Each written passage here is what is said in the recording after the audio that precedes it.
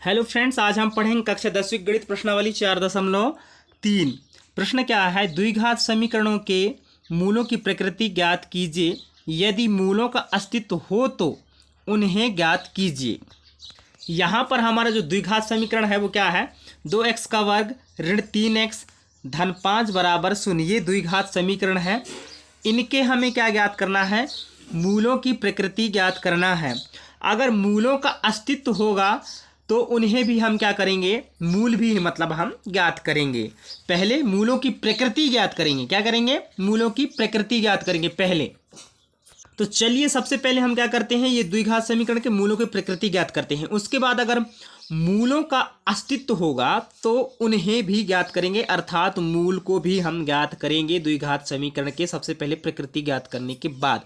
तो मूलों की प्रकृति ज्ञात करने के बाद डिसाइड होगा कि उनका अस्तित्व है या नहीं है। तो इससे पहले हम समझ लेते हैं कि उनका अस्तित्व कब होता है। देखिए, मूलों की प्रकृति ज्ञात करने के लिए जो है सूत्र होता है, तो सूत्र क्या है? d बराबर b का वर्ग ऋण 4ac। ये क्या है? आपका सूत्र है। कौन सा सूत्र है? द्विघात समीकरणों के मूलों की प्रकृति ज्ञात करने के लिए सूत्र है। तो यहाँ पर किसका मान आएगा? इस सूत्र से d का मान आएगा, है ना।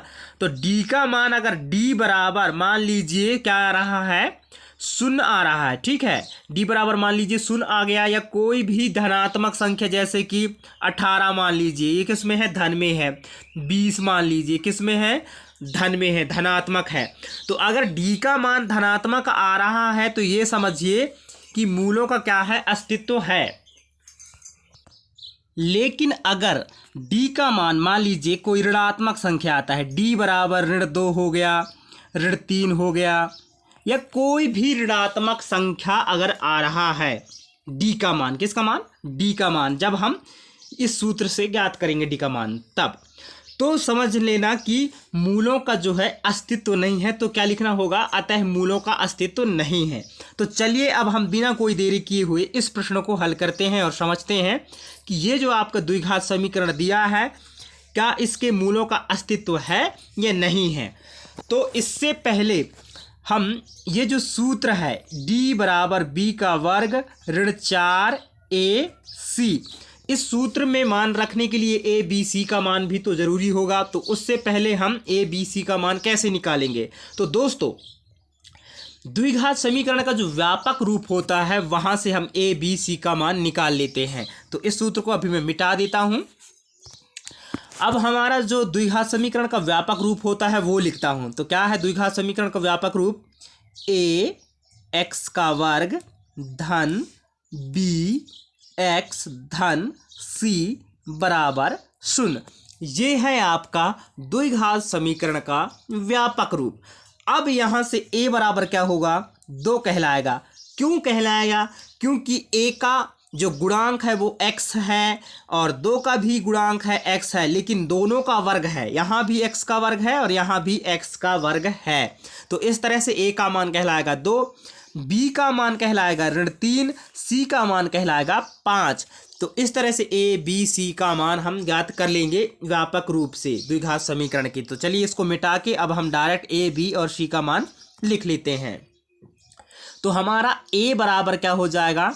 2, और b बराबर क्या हो जाएगा? ऋण 3, और c बराबर क्या हो जाएगा?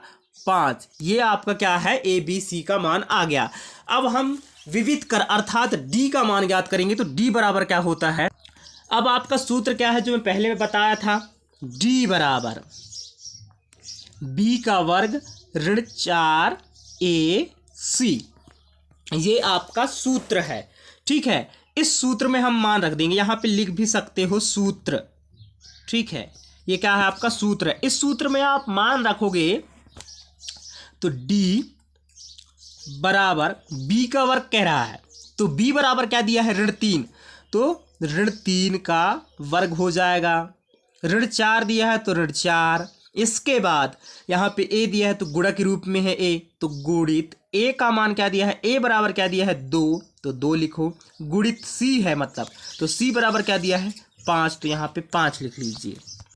अब यहाँ से क्या होगा? d बराबर, देखिए ऋण 3 का वर्ग है, इसका मतलब क्या है, ऋण 3 गुणित ऋण 3 होता है, क्योंकि 2 है वर्ग है, तो इसके बराबर क्या आएगा, ऋण ऋण का गुणा होगा धन आएगा, 3 का गुणा 3 के साथ होगा 9 आएगा। तो यहाँ पे ऋण 3 का वर्ग के स्थान पे हम लिखेंगे 9, और ये जो रफकार किया था उसको मैं मिटा दे रहा हूँ। उसके बाद यहाँ पे ऋण 4 गुणित कितना है, 2 है, तो ऋण 4 गुणित 2 करेंगे तो कितना आएगा, ऋण 8 गुणित 5 है तो 5, फिर बराबर 9 है तो 9, और ऋण 8 गुणित 5 है तो 8 पंचे 40, तो ऋण 40 आ गया, 8 का गुणा 5 के साथ होगा। तो इसके बाद बराबर 9 ऋण 40, तो 40 में 9 घटा दोगे कितना बचेगा, ऋण 31 बचेगा। ये किसका मान आया है, डी का मान आया है, तो डी बराबर आ गया क्या, ऋण 31। ठीक है, तो यहाँ पर आप देख सकते हो जो डी बराबर आया है ऋण 31 आया है, यानी कि डी का मान जो आया है ऋणात्मक आया है।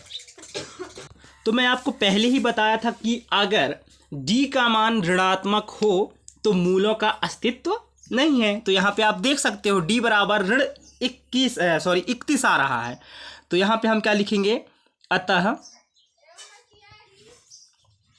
मूलों का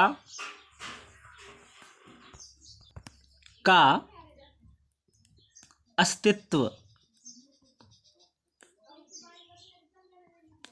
नहीं है, क्योंकि डी का जो मान आया है ऋणात्मक आया है, डी बराबर आया है ऋण 31। तो उम्मीद कर रहा हूं कि आप लोगों को यह सवाल समझ में आ गया होगा। अब यहाँ पे हमारा मूलों का अस्तित्व ही नहीं है तो हम मूल ज्ञात नहीं करेंगे, यही होगा इस प्रश्न का हल। उम्मीद कर रहा हूँ कि आप लोगों को यह सवाल अच्छा समझ में आ गया है।